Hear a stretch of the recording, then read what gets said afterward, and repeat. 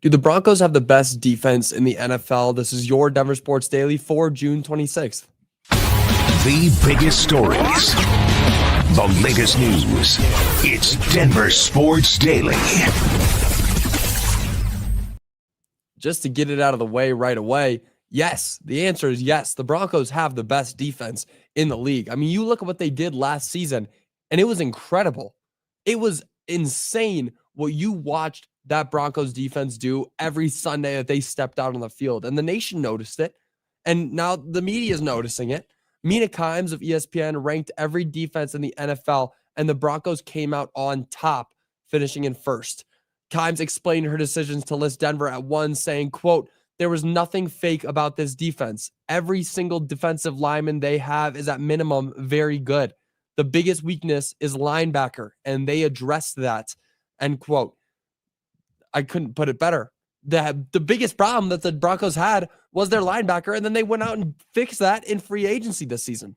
They've done everything perfectly, and that's the best thing, and I'll get into that in a bit. But the best thing that the Broncos did was grow on their defense. They didn't lose any pieces. They didn't digress or in any way or regress. They increased their availability and production at every single level, at every single position. Now, defense last year, again, was nothing short of incredible, spectacular, whatever other adjective you can find. It was insane to watch. It was great to see. Everybody out there was playing at their highest level. You saw the DPOY, Patrick Surtain. You saw Nick Bonito, who recorded 13 and a half sacks. Those two led the charge on this defense. I was talking just a couple days ago. There was the top 100 players in the NFL, and Nick Bonito didn't make the list.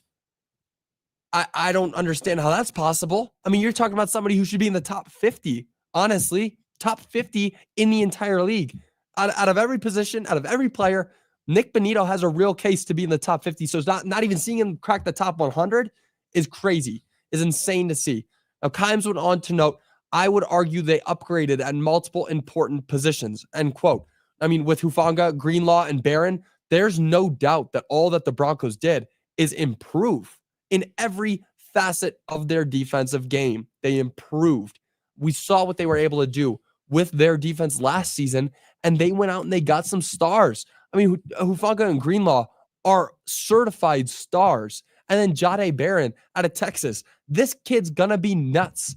Now you got a great cornerback room fully because this guy's going to be one of those guys who can come out and provide and start playing at the highest level right away.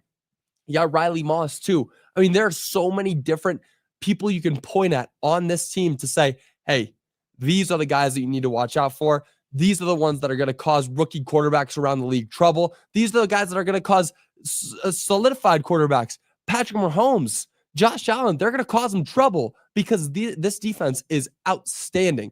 Pro Football Focus also gave the Broncos their flowers, ranking their defensive line 8th in the league. You know, we're talking about a top 10 defensive line. We're talking about a DPOY and Patrick Surtain. There are so many different things that you can point at just on the defensive side of the ball for the Broncos. And you can look at it and it meets the eye, it passes the eye test when you are talking about, is this a Super Bowl defense?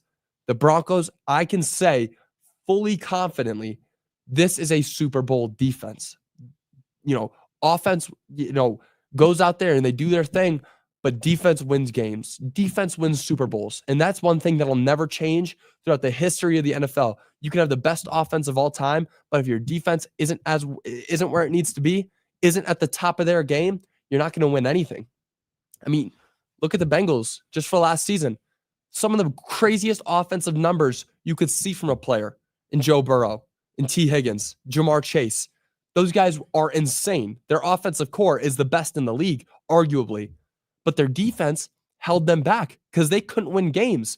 When you get into shootouts, like we were talking about when the Broncos and Bengals played in this past season around Christmas time, it's going to be a shootout because both of these teams are great. You know, the Bengals are going to do their thing. Even the best defenses, they're going to break them down. But still, they didn't have a good defense. And no matter what, the Bengals ended up winning that game. But did they get in the playoffs? Nope. And that's because their defense wasn't where it needed to be. And the Broncos have solved their problems on the defensive side of the ball. Now you got to talk about their limited problems on the offensive side of the ball. And with the offseason, again, this year, there's not many. We could honestly be seeing a Super Bowl run taking place right in front of our eyes. And it's never too early when you have Sean Payton and Bo Nix looking the way that they do. Now, moving on, CSU's star player was drafted to the NBA last night. Colorado State's standout player who was selected by the Sacramento Kings last night in the 24th overall pick. That's Clifford, who had an outstanding season last year, leading the Rams to March Madness, winning their first game, and then ending up losing in the second round. If you remember that loss to Maryland, controversial at least. There was that travel on that game-winning buzzer beater shot that sent the CSU Rams packing.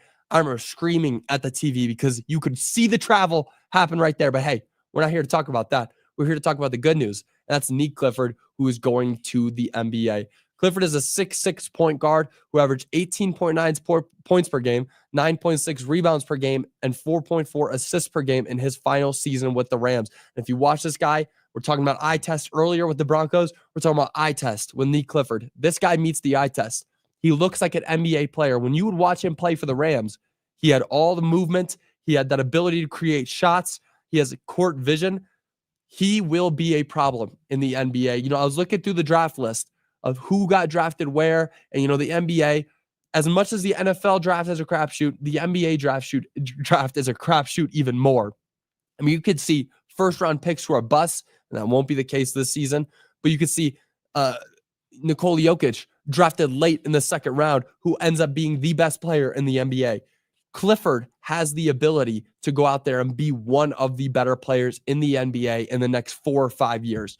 In that time, you will see where he actually lands in terms of rankings and what he's going to look like in his prime.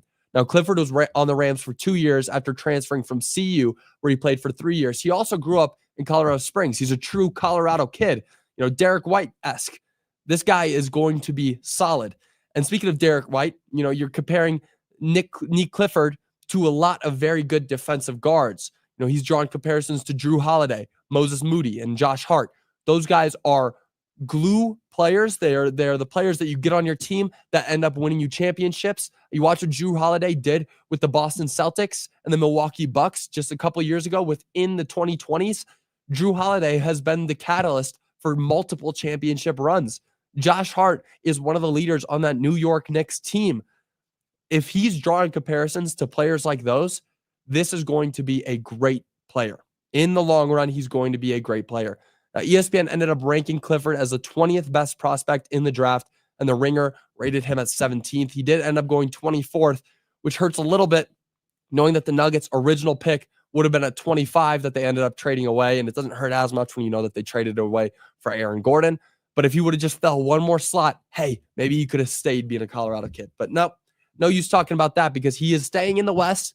The Nuggets will get to see him 4 times a year. He's going to the Sacramento Kings to take over a guard position after they traded away De'Aaron Fox this past season. It's going to be fun to watch how Clifford's career progresses in front of our eyes. But that'll do it for your Denver Sports Daily. I'll be back with you guys again tomorrow. There is another night of the NBA draft night tonight, round 2. Will the Nuggets do anything? I highly doubt it. There's no movement from this team. It's like that meme of the guy poking the person with the stick saying, hey, do something, because the Nuggets aren't doing anything. But that'll do it for your Denver Sports Daily. I will see you guys all tomorrow. Until then, y'all have a great rest of your day. Bye, y'all.